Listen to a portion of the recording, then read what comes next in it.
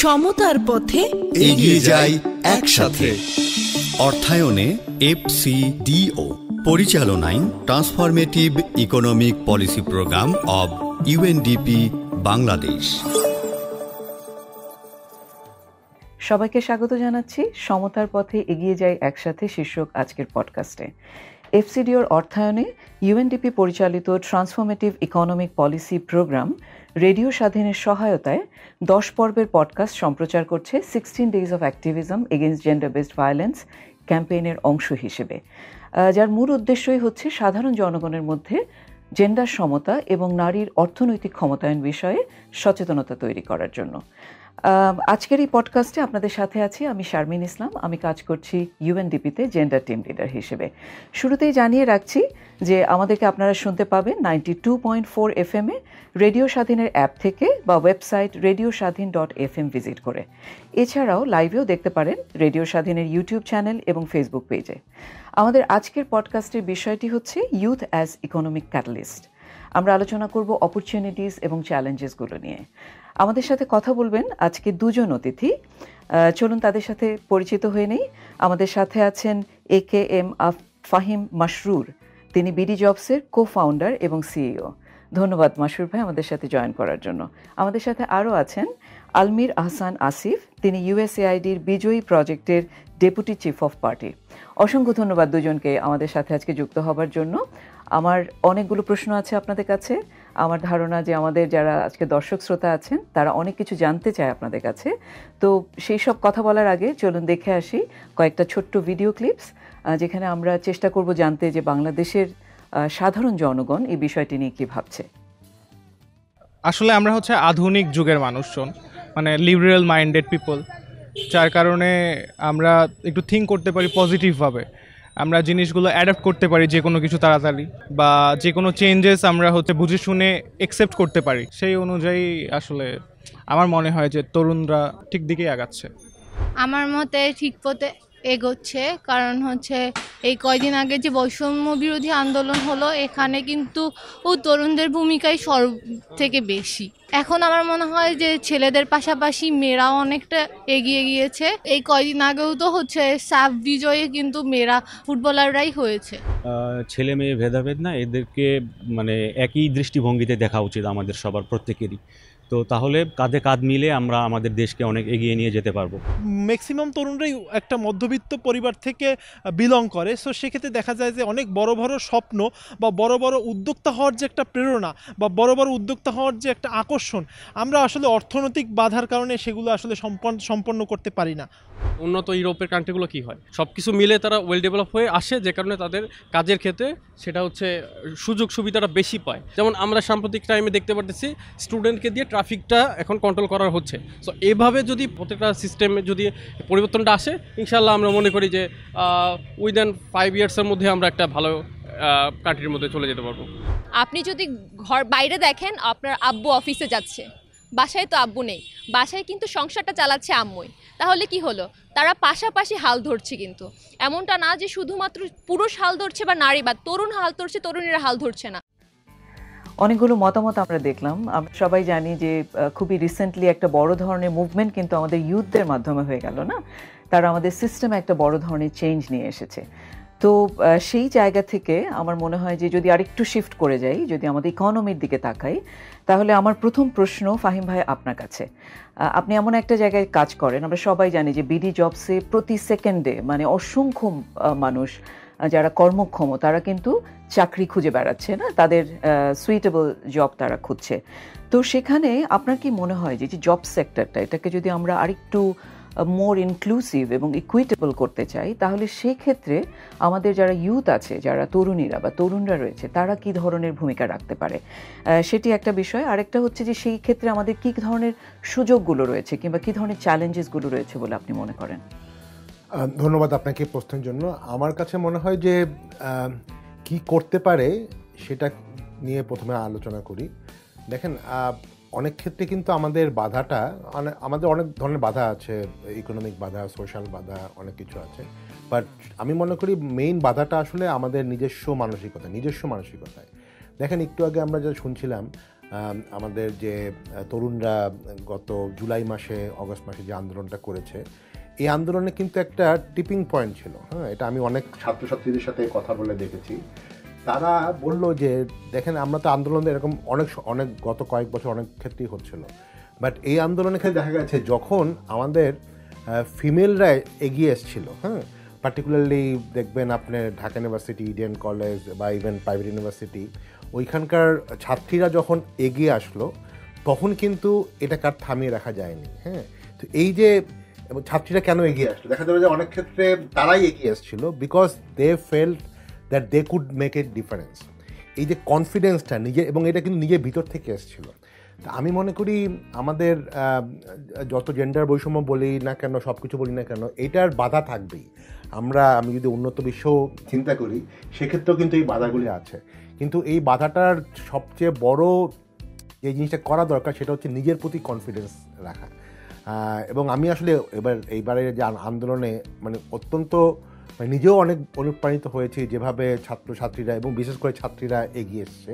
তো তারা কিন্তু ওই বাধাটাকে মানসিকভাবে অতিক্রম করেছে।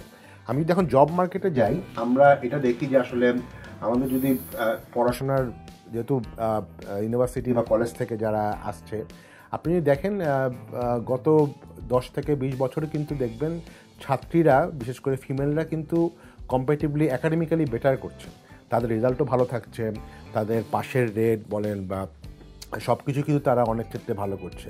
তো বাট দেখা যাচ্ছে যে তাদের অনেক ক্ষেত্রেই তারা চাকরিতে এনাফ সুযোগ হয়তো পাচ্ছে না। অফকোর্স আমরা জানি যে কিছু জবগুলিতে হয়তো মেয়েদেরকে, সে ফর এক্সাম্পল সেলস জব বা ফিল্ড জব, এক্ষেত্রে এমপ্লয়াররাও হয়তো একটা ফিমেল ক্যান্ডিডেট থেকে একটা মেল ক্যান্ডিডেটকে বেশি প্রেফার করে। যদিও অনেক জায়গাতে আমরা দেখি যে পার্টিকুলারলি যদি ডেভেলপমেন্ট এজেন্সিগুলি দেখি, সেখানে কিন্তু ফিল্ড জবে অনেক ক্ষেত্রে মেয়েরাও এগিয়ে থাকে।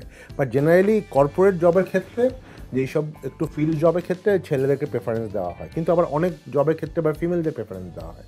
যেমন ধরেন HR বা অ্যাডমিন, এই জায়গাগুলিতে কিন্তু অনেক ক্ষেত্রে ফিমেলদের প্রেফারেন্স দেওয়া হয়। আর আরেকটা ধরেন বেশ কিছু job, say for example technology job, আমার নিজের কোম্পানি তো প্রায় 70-80 জন টেকনোলজির লোক আছে যারা প্রোগ্রামিং করে বা অন্য কাজ করে। সেক্ষেত্রে কিন্তু আমরা দেখি যে একটা ছেলে মেয়ের মধ্যে আসলেই কোনো পার্থক্য নেই। হ্যাঁ, কিন্তু সেখানে কি পরিমাণ মেয়েরা আছে যদি আমি আমাদের এখানে প্রায় 30% মতো মেয়ে আছে।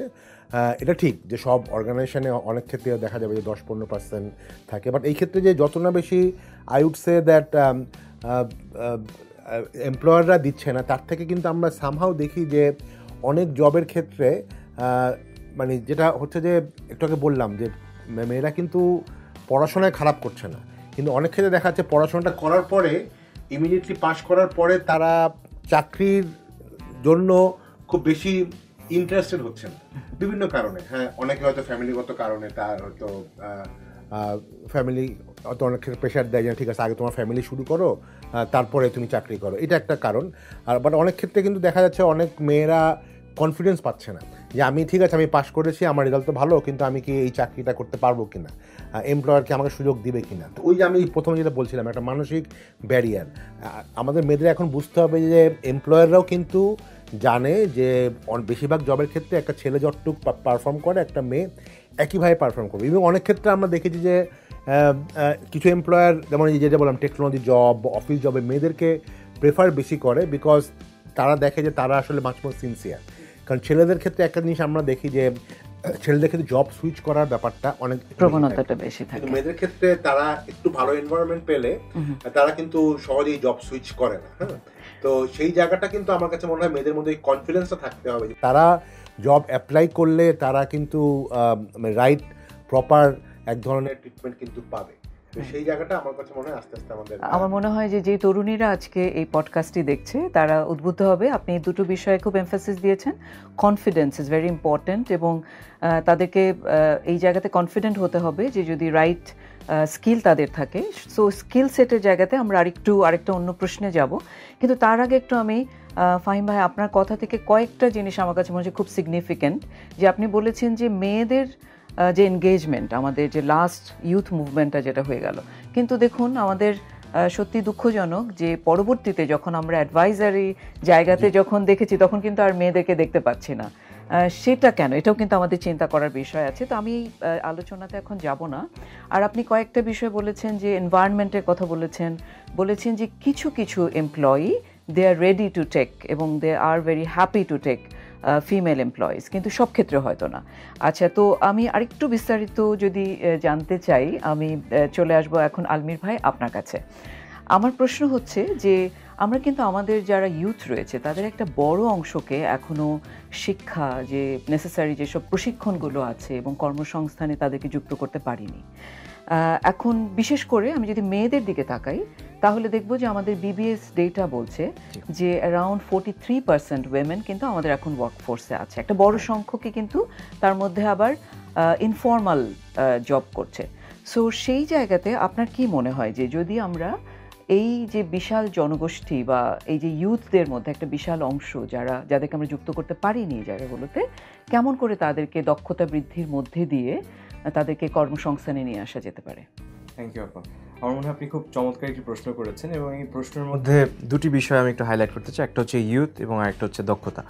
এবং প্রথমে আপনার সাথে আমি আরেকটা আমার পরিচয় অ্যাড করতে চাই, সেটা হচ্ছে আমি নিজে একজন ইউথ, এবং একজন ইউথ হয়ে ইউথদের জন্য কাজ করতে পেরে আমিও নিজেকে খুব সৌভাগ্যবান মনে করি। এবং এই জায়গাটায় আপনি যে ডেটাটা দিয়েছেন, আমি আরেকটু কনটেক্সট দিই যে আমাদের বাংলাদেশে এখন শিক্ষিত বেকারের সংখ্যা কিন্তু অনেক বেড়ে গিয়েছে। সেখানে আপনি যদি দেখেন যে যারা ধরেন কোন ধরনের এডুকেশন, এমপ্লয়মেন্ট বা ট্রেনিং পায়নি, ওদেরকে আমরা বলি নিট ইউথ, এদের চান্সেস কিন্তু আরও ডিফিকাল্ট ওদের জন্য কর্মক্ষেত্রে ঢোকাটা। তো ওই জায়গাটায় কি হতে পারে? তো আমরা যেটা বিশ্বাস করি ইউএসএইড বিজয়ী প্রজেক্টে আমরা একটা যে কাজটা করছি, যে এখানে গভর্নমেন্ট, প্রাইভেট সেক্টর এবং ইউথ সবাইকে একত্র করতে হবে। এখানে ওই প্ল্যাটফর্মটা আমরা তৈরি করতে চাই, এবং এখানে আসলে একটা ইন্টারভেনশন দিয়ে এটা সম্ভব না। এখানে আমাদের মাল্টিপল ইন্টারভেনশনস লাগবে। যেমন আপনি যখন এই ইউথদেরকে একটা ট্রেনিংয়ের জন্য নিয়ে আসবেন, আগে ওদেরকে ওইটার জন্য অ্যাওয়্যার করতে হবে, এবং শুধু ওদেরকে অ্যাওয়্যার করলে হবে না, ওদের পরিবারকে এটার সম্পর্কে সচেতন করতে হবে। আমাদের প্রজেক্টে আমরা যেটা করি যে আমরা ইউথদের পাশাপাশি ওদের বাবা মা, এমনকি শ্বশুর শাশুড়িকেও নিয়ে আসি, যে কেন এখন এই দক্ষতাটা প্রয়োজন। এবং দেখা যায় যে ইয়াং ওয়েমেন যারা এখানে আসে, তাদের শাশুড়ি যখন এটা শুনে, আচ্ছা ঠিক আছে আমার বৌমা যদি এখানে যায় এই ট্রেনিংটার জন্য অনেক কাজে আসবে, তখন তারাই ওকে ওর ফ্যামিলিতে ওই জিনিসটা এনশিওর করে যাতে ওরা ট্রেনিংটাতে আসতে পারে। ট্রেনিংটার পাশাপাশি আমরা কিন্তু ট্রেনিং দিয়ে থেমে গেলে হবে না। এখানে ফাহিম ভাই খুব চমৎকার কথা বলেছে যে মানসিকতার পরিবর্তন লাগবে। আমাদের এখন ছেলে মেয়েদের মধ্যে টেকনিক্যাল স্কিলস অনেকেরই আছে, কিন্তু মিসিং যে কম্পোনেন্ট আমরা যেটা বিশ্বাস করি সেটা হচ্ছে একটা সফট স্কিলস। আপনি এখন যদি রিসার্চ করে দেখেন, এবং লিঙ্কডইনে প্রচুর রিসার্চ আসছে যে 21st সেঞ্চুরি স্কিলসের অভাবে একটা মানুষ একটা লেয়ার থেকে আরেকটা লেয়ার যেতে পারছে না। এবং সেই জায়গাটায় আমাদের বিজয়ী প্রজেক্টে আমরা ইনশিওর করছি যাতে ওদের right leadership skills, problem solving, critical thinking, এমনকি কমিউনিকেশন স্কিলসগুলোতে যাতে তারা কাজ করতে পারে। এর পাশাপাশি আমার মনে হয় যে আপনি যে কথাটা বলেছেন যে এই ইউথদেরকে আমরা কিভাবে কর্মক্ষেত্রে নিয়ে আসতে পারি, সেই দক্ষতাটা আপনি ওদেরকে তৈরি করে দিলেন, কিন্তু যারা এমপ্লয়ার্স আছে তাদেরকেও এর পাশাপাশি ওদের কাছ থেকে শুনতে হবে যে আসলে এখন চাকরি ক্ষেত্রটা কোথায়। ফাহিম ভাই খুব চমৎকার কয়েকটা উদাহরণ দিয়েছে, আমি আরও কয়েকটা বিল্ড করি ওনার সাথে। আমরা যখন প্রাইভেট সেক্টরদের সাথে এখন বসছি, অনেকেই বলছে যে তারা এখন ফিমেল টেকনিশিয়ান খুঁজছে, ফিমেল ড্রাইভার খুঁজছে। কারণটা কি? কারণ ধরেন এখন একজন মেল টেকনিশিয়ান যখন কাজ করার জন্য কেউ ডাকে, সাধারণত দেখা যায় উইকেন্ডে ডাকে, যখন একটা মেল কাউন্টারপার্ট বাসায় উপস্থিত থাকে। অনেক সময় তারা স্বচ্ছন্দ বোধ করে না যে আমি বাসায় নেই, টেকনিশিয়ান বাসায় গিয়ে কাজ করবে। এখন এরকম অনেক প্রাইভেট সেক্টর বলছে যে আমরা ফিমেল টেকনিশিয়ান আমরা চাই যাতে এই পুরো 5টা দিনকে আমরা কাজে লাগাতে পারি, but there is a huge gap. ওরা ওই রাইট স্কিলড মানুষকে পাচ্ছে না। আবার স্কিলড মানুষ পেলেও ওই সফট স্কিলসের অভাবে থাকার কারণে দেখা যাচ্ছে ওই কাস্টমার করে একবার সার্ভ করে সেকেন্ড টাইম আর যেতে পারছে না, because they lack the proper communication skill. So এই গ্যাপগুলো মিটিগেট করার জন্য আমার মনে হয় যে প্রাইভেট সেক্টর, আমাদের মতো প্রজেক্ট, গভর্নমেন্ট সবাইকে একত্রে কাজ করতে হবে। তখনই আমরা মনে হয় যে ইউথদেরকে সেই প্ল্যাটফর্মটা দিতে পারবো যাতে তারা আরও খুব ইজিলি এই কর্মক্ষেত্রে ঢুকতে পারে। খুবই গুরুত্বপূর্ণ কয়েকটা বিষয় আসলে আপনি বলেছেন। আমার মনে হয় আজকে যারা দর্শক শ্রোতা রয়েছেন তারাও এই জায়গাটাতে একটু ভাববেন যে আসলে আমাদের রাইট সফট স্কিলগুলো আছে কিনা। শুধুমাত্র ওই টেকনিক্যাল এক্সপার্টাইজ দিয়ে কিন্তু আজকে আর চলবে না। আমাদের কমিউনিকেশনসের জায়গাতে যেটা আমার মনে হয় যে ফাহিম ভাইও কিন্তু খুব গুরুত্ব দিয়েছেন যে ওই যে কনফিডেন্স, এটাও কিন্তু সফট স্কিলেরই একটা পার্ট। কখন কনফিডেন্স তৈরি হবে? যখন আমার ওই রাইট সফট স্কিলগুলো থাকবে। So that's a very important point that you have raised. আরেকটা যেটা আপনি উল্লেখ করেছেন যে আসলে সবাইকে এই জায়গাটাতে কাজ করতে হবে। আমার মনে হয় যে এবার যদি আমরা একটু আবারও ফাহিম ভাইয়ের কাছে যাই, আমার যে থার্ড কোয়েশ্চেন আছে আপনার কাছে, আপনি কিন্তু বলছিলেন যে আপনার অফিসে অ্যারাউন্ড 30% ফিমেল এমপ্লয়ি আছে যারা কিনা টেকনোলজি সাইডটাতে কাজ করছে, কিন্তু বেশিরভাগ জায়গাতেই কিন্তু আমরা যদি একেবারে শুরু থেকে দেখি যে স্টেম এডুকেশনে কিন্তু খুব একটা আমরা মেয়েদেরকে দেখি না।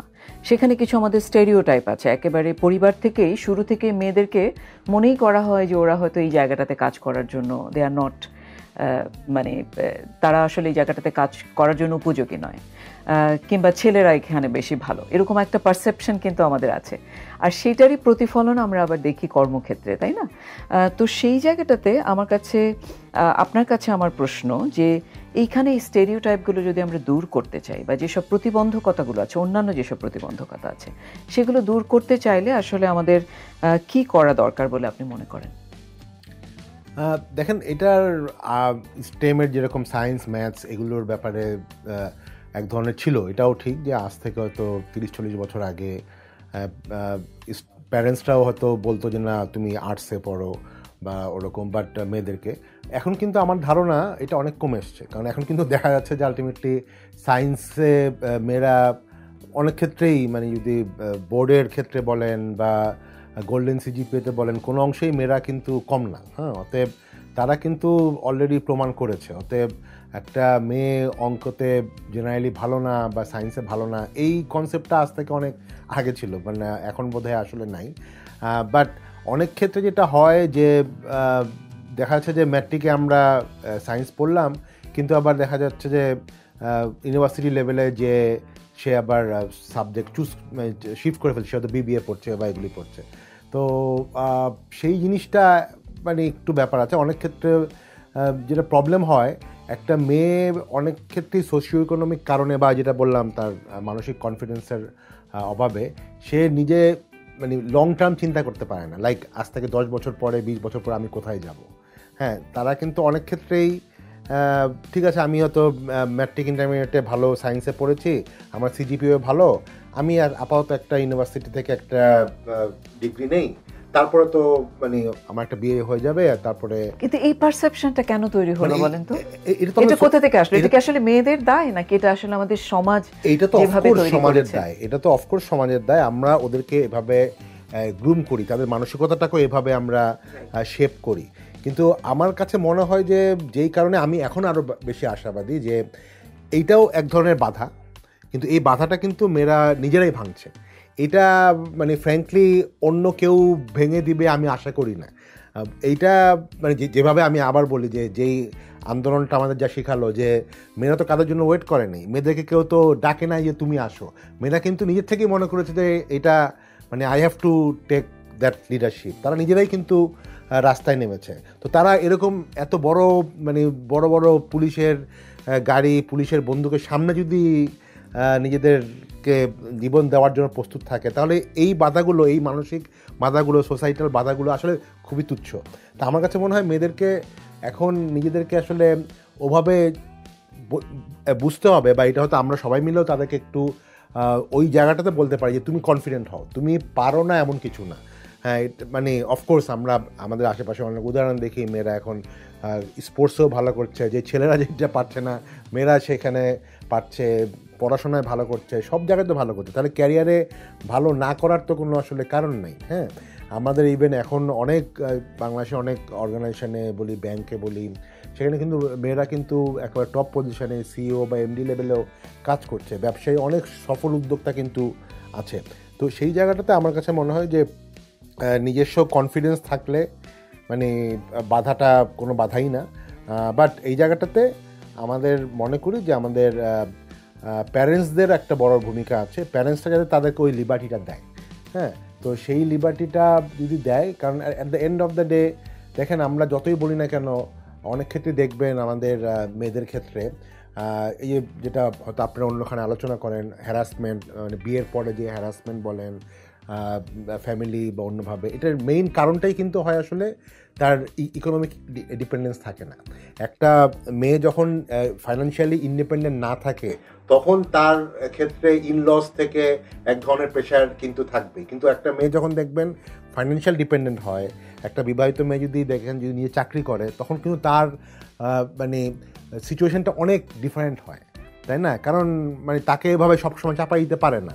তো সেই জায়গাটা আমার কাছে মনে হয় ইম্পর্টেন্ট, যে মেয়েদেরকে বুঝতে হবে যে ঠিক আছে আমি হয়তো ফ্যামিলি লাইফ যেতে চাই, বাট আমার ফ্যামিলি লাইফটাকে হেলদি রাখার জন্য হলেও তার ফাইন্যান্সিয়াল ইন্ডিপেন্ডেন্সটা খুব দরকার। এই জন্য একটা ভালো চাকরি করা বা ভালো ক্যারিয়ার তৈরি করা কিন্তু সব দিক থেকেই তার জন্য ভালো। ইভেন তার বাচ্চাদের জন্যও কিন্তু আসলে ভালো, কারণ সে তো অনেক ক্ষেত্রেই তার বাচ্চাদেরকে নিজের মতো করে মানুষ করতে চায়। সে যদি সবসময় হাজব্যান্ডের ইনকামের উপর ডিপেন্ড করে থাকে তাহলে কিন্তু সে পারবে না। অতএব তার সে যেভাবে লাইফটা লিড করতে চাচ্ছে সেটা all depends on financial independence. সেই জায়গাটা কিন্তু আসলে আমার কাছে মনে হয় মেয়েদের চিন্তা করা উচিত যে আমি শুধুমাত্র যে জাস্ট একটা চাকরির জন্য করব তা না, আমার লং টার্ম সুন্দর একটা ফ্যামিলি লাইফের জন্য আমার আসলে এক ধরনের মানে একটা ভালো চাকরি বা ভালো একটা ক্যারিয়ার তৈরি করা জরুরি। আপনি চমৎকার কিছু মনে হয় সাজেশন দিয়েছেন, সেটা আমাদের যারা দর্শক শ্রোতা আছে তাদের জন্য তারা খুব উপকৃত হবে। তবে তার পাশাপাশি আমি আরেকটা জিনিস বলবো যে আসলে আমরা তো এটা তো একটা চিত্র, আরেকটা হচ্ছে অনেক ক্ষেত্রে কিন্তু মেয়েদের অবশ্যই এটার কোনো অল্টারনেটিভ নেই যে তাদের ইকোনমিক্যালি এম্পাওয়ার্ড হতে হবে, কিন্তু পাশাপাশি আমার মনে হয় যে শুধু মেয়েরা চাইলেও অনেক সময় অনেক কিছু কিন্তু করার ক্ষেত্রে একটা বড় ধরনের বাধা তৈরি করে আবার আশেপাশের মানুষগুলো। সুতরাং আবার অনেক দেখা যায় যে যখন একটা মেয়ে অর্থনৈতিক ক্ষমতায়ন হয়েছে তখন কিন্তু পাশাপাশি সে আরও নানান ধরনের ভায়োলেন্সের শিকার হয় পরিবারে, সেটার কারণেও কিন্তু সে ভায়োলেন্সের শিকার হতে পারে। সেক্ষেত্রে আমার মনে হয় যে শুধু মেয়েরা না, আমার মনে হয় যে পুরুষ যদি যাদেরকে আমরা মানে পুরুষও কিন্তু ওই একসেপ্ট করার লেভেলে, ওই এম্পাওয়ার্ড যে মেয়েরা তাদেরকে একসেপ্ট করার লেভেলে এখন পর্যন্ত ওই মানসিকতাটা আমরা পুরোপুরি তৈরি করতে পারিনি। সেই ক্ষেত্রে আপনাদের মতো যারা প্রোগ্রেসিভ আছেন, যে কারণে আজকে আমরা দুজন মেল গেস্টকে আমরা আজকে এখানে নিয়ে এসেছি কথা বলার জন্য এই বিষয়টিতে, কোনো নারীদেরকে কিন্তু আমরা ইনভাইট করিনি। সো সেই রকম প্রোগ্রেসিভ যারা পুরুষ রয়েছে তাদেরকেও কিন্তু আমাদের অ্যালাই হিসেবে সাথে আসলে লাগবে। আর স্টেম এডুকেশনের ক্ষেত্রে আমার মনে হয় যে এখনও আমাদের যে মেইন স্ট্রিম সোসাইটিতে বা আরবান জায়গাতে হয়তো আমরা দেখছি যে অনেক মেয়েরা সায়েন্স টেকনোলজি এই বিষয়গুলো পড়ছে, ইঞ্জিনিয়ারিং, কিন্তু তারপরে দেখেন সিইও লেভেলে আপনি বলছিলেন, কিন্তু আসলে কত পার্সেন্ট আছে? আপনি বলছেন যে এখন আপনি দেখবেন যে মেয়েদেরকেও সিইও লেভেল, আপনি ব্যাংক সেক্টরে যান, ফাইন্যান্সিয়াল ইনস্টিটিউশন, মাত্র একজন আছে সিইও লেভেলে। সো আপনি বেশিরভাগ ক্ষেত্রে দেখবেন যে ওই টপ পজিশনে কিন্তু মেয়েরা আর ওই পর্যন্ত যেতে পারে না বিভিন্ন ধরনের বাধার কারণে। সো সেই বাধাগুলো কিন্তু আমাদেরকে আবার আসলে দূর করার চেষ্টা করতে হবে। তো আমি আসলে এখান থেকে আবারও যাব আলমির ভাই, আপনার কাছে আমাদের চতুর্থ প্রশ্ন, সেটা হচ্ছে যে আমরা একটু আগে যদিও ফাহিম ভাই বলছিলেন যে এখন অনেক প্রতিষ্ঠানে মেয়েদেরকে নিতে চায়, আবার আপনারাই বলছিলেন, অনেক দুজনেই বলছিলেন যে কিছু কিছু ক্ষেত্রে আবার নিতে চায়ও না, কিছু কিছু পজিশনে মেয়েদেরকে নিতে চায় না, একটা অনীহা আমরা দেখি না। আবার আমরা দেখেছি যে ইয়াং মেয়েরা যখন ওয়ার্কফোর্সে যায় তখন ইন্টারভিউ ক্ষেত্রে আবার বসে বসে আবার ইন্টারভিউয়াররা ক্যালকুলেট করতে থাকে যে এই মেয়ে তো কিছুদিনের মধ্যেই প্রেগনেন্সি, তারপরে ম্যাটারনিটি লিভে যাবে। এই জায়গাগুলোতে কিন্তু আমাদের ওই ধরনের সেন্সিটিভিটি এখনও তৈরি হয়নি। আবার যেই মেয়েরা কর্মসংস্থানে যাচ্ছে, কর্মক্ষেত্রে যাচ্ছে, তারাও আবার নানান ধরনের ভায়োলেন্সের শিকার হয়ে থাকে না, হ্যারাসমেন্ট, সেক্সুয়াল হ্যারাসমেন্ট কিংবা ডিসক্রিমিনেশনের শিকার হয়ে থাকে মেয়ে হওয়ার কারণে। তো সেই জায়গা থেকে আপনার কি মনে হয় যে এই বৈষম্যগুলোকে দূর করার জন্য আমরা কি ধরনের পদক্ষেপ নিতে পারি? জি আপা, আপনি খুব কয়েকটা পয়েন্ট আপনার থেকে আমি নেই আপা, যেটা বলেছেন যে একটা তো হচ্ছে যে আমরা এই এনভায়রনমেন্টটাকে কিভাবে প্রস্তুত করছি, এটা আসলে রাতারাতি সম্ভব না, এটা কন্টিনিউয়াস একটা ইন্টারভেনশন ঠিক থাকতেই হবে, এবং এখানে আমার মনে হয় যে সবাইকে একসাথে কাজ করতে হবে। আমরা ইউএসএইড বিজয়ী প্রজেক্ট থেকে যেটা করছি সেটা হচ্ছে যে ধরেন আমরা শুধু ট্রেনিং দিয়ে থেমে গেলে কিন্তু হচ্ছে না, যারা ট্রেনিংটা পাচ্ছে এখানে আমাদের একটা 60% ফোকাস হচ্ছে ফিমেল, এবং তার মধ্যে মার্জিনালাইজ গ্রুপকেও আমরা একটা বড় একটা অংশ রাখছি। তো ওদেরকে আমরা ট্রেনিং দিচ্ছি, চাকরির জন্য তৈরি করে দিচ্ছি, বাট ওরা ঢুকতে পারছে না কেন? বিকজ হয়তো এনভায়রনমেন্টটা ওদের জন্য ইনক্লুসিভ না। তো প্রজেক্টের মাধ্যমে আমরা যেটা ইনশিওর করব যে একটা ইনক্লুসিভ একটা গাইডলাইন থাকবে। এই প্রজেক্টের মাধ্যমে আমরা ইনশিওর করছি যে আমাদের HR স্টাফরা আছে ওরা যাতে জানে যে আচ্ছা আমার যদি একটা মার্জিনালাইজ কমিউনিটি থেকে কেউ আসে, একটা ফিমেল স্টাফ যদি আসে, কি কি বিষয় না থাকলেই নয়, কি কি প্রশ্ন আমি করতে পারবো না। যেমন আপনি কয়েকটা প্রশ্ন বলেছেন যে প্রেগনেন্সি, ম্যাটারনিটি লিভ নিয়ে অনেক কিন্তু ইন্টারভিউতে অনেক সময় ইনঅ্যাপ্রোপ্রিয়েট কোয়েশ্চেন করে ফেলে। সো এই যে বেসিক যেই কার্টেসি, যেই প্র্যাকটিসেসগুলো আমাদের যে এখন ওয়ার্ক কালচারে মিসিং, এটার জন্য আমরা একটা ইনক্লুসিভ গাইডলাইন তৈরি করছি। আমরা একটা চার্টার তৈরি করে বিজনেস অ্যাসোসিয়েশনদেরকে দিব যে আপনারাও আপনাদের যে বিভিন্ন নেটওয়ার্ক এটা শেয়ার করেন। এর পাশাপাশি আমার মনে হয় আরেকটা গুরুত্বপূর্ণ অংশ হচ্ছে যে prevention of sexual exploitation and abuse, এরকম একটা কনসেপ্ট আমাদের সব অর্গানাইজেশনে একটা বেসিক ট্রেনিং থাকা উচিত।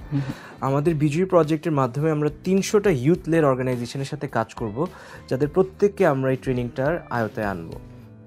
এর পাশাপাশি যে জেন্ডার বেসড ভায়োলেন্সের কথা বলেছেন, যে আমাদের এখন যে সেক্সুয়াল রিপ্রোডাক্টিভ হেলথ অ্যান্ড রাইটসের যে নলেজগুলো আছে, এটা নিয়ে আসলে এটা এখন কিন্তু একদম ফ্র্যাঙ্কলি বলে আমাদের ইউনিভার্সিটিতেও এগুলো নিয়ে আলোচনা করা হয় না। অ্যাকাডেমিক্স এটা একটা মিসিং কম্পোনেন্ট আছে।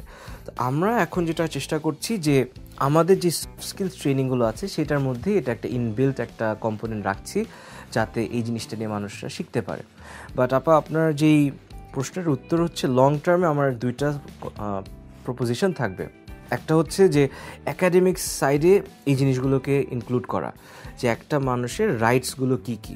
আমি যদি একটা কর্মক্ষেত্রে ঢুকি, কোন বিষয়ে আমাকে ওরা প্রশ্ন করতে পারবে এবং পারবে না এটা আমার জানা উচিত। এবং একইভাবে যারা আমরা রিক্রুট করছি তাদের জানা উচিত যে আমাদের অ্যাকচুয়ালি ওই প্র্যাকটিসেসগুলো যেগুলো আমরা বলছি, প্রিচ করছি, ওগুলো আমরা নিজেরা প্র্যাকটিস করছি কিনা। এই দুটোর কম্বিনেশন যদি আমরা আনতে পারি, আমার মনে হয় যে একটা ইনক্লুসিভ ওয়ার্ক স্পেস আমরা উপহার দিতে পারবো আমাদের সকল ইউথ এবং স্পেশালি নারীদেরকে। চমৎকার বলেছেন আপনি। একটা বিষয় যেটা খুব ইম্পর্টেন্ট, যেটা এই ডিসকাশনের শেষের দিকে আমরা পেলাম, যে আসলে অনেকে যারা পিছিয়ে পড়ে আছে, আসলে তাদের জন্য স্পেশাল কিছু আসলে এফোর্ট আমাদেরকে দিতে হবে তাদেরকে সামনে এগিয়ে নিয়ে আসার জন্য। সুতরাং তাদের জন্য কিছু স্পেশালাইজড প্রোগ্রাম বা প্রোগ্রামগুলোতে তাদেরকে টার্গেট করা, দ্যাটস ভেরি ইম্পর্টেন্ট। আপনি এর আগের প্রশ্নের উত্তরও আরেকটা গুরুত্বপূর্ণ বিষয় বলেছেন, যে আসলে ডিমান্ড ডিভেন, যে আমার যে ডিমান্ড আছে মার্কেটে, আমি হয়তো সবাই ডাক্তার হতে চাইলাম, এখন আমার তো অতগুলো পজিশন নাও থাকতে পারে, কিংবা সবাই আমি ইঞ্জিনিয়ার হতে চাইলাম, তো আমাকে দেখতে হবে মার্কেটে ডিমান্ড কী আছে, সেইটা অনুযায়ী যদি আমরা স্কিল সেটগুলো নিজেদের তৈরি করতে পারি বা রাইট পাথটা আমরা চুজ করতে পারি, দ্যাটস ভেরি ইম্পর্ট্যান্ট।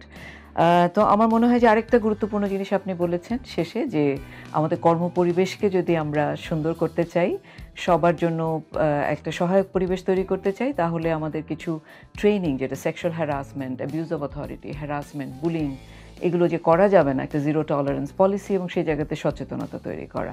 অসংখ্য ধন্যবাদ আপনাদের দুজনকেই। আমরা অনেক মূল্যবান তথ্য আপনাদের কাছ থেকে পেয়েছি। আমার মনে হয় যে আমাদের যারা আজকে তরুণরা যারা রয়েছেন, আজকে শুনছেন আমাদেরকে, তারা এই আলোচনা থেকে উপকৃত হবে। তো আমি শেষে সবাইকে, আজকে যারা শুনছেন আমাদেরকে, তাদেরকেও অসংখ্য ধন্যবাদ জানাবো আমাদের সাথে থাকার জন্য। এতক্ষণ আপনাদের সাথে ছিলাম আমি শারমিন ইসলাম। আর আমরা আশা করছি যে এমন একটি কর্মপরিবেশ আমরা তৈরি করতে পারবো যেটা হবে ইনক্লুসিভ, যেখানে নারীরাও স্বচ্ছন্দে কাজ করতে পারবে, পুরুষরা স্বচ্ছন্দে কাজ করতে পারবে একসাথে। আর আমাদের তো মাত্র আমরা এই পডকাস্ট শুরু করলাম, তো অন্যান্য পর্বগুলো দেখার আমন্ত্রণ জানিয়ে আজকের মতো বিদায় নিচ্ছি। ধন্যবাদ সবাইকে।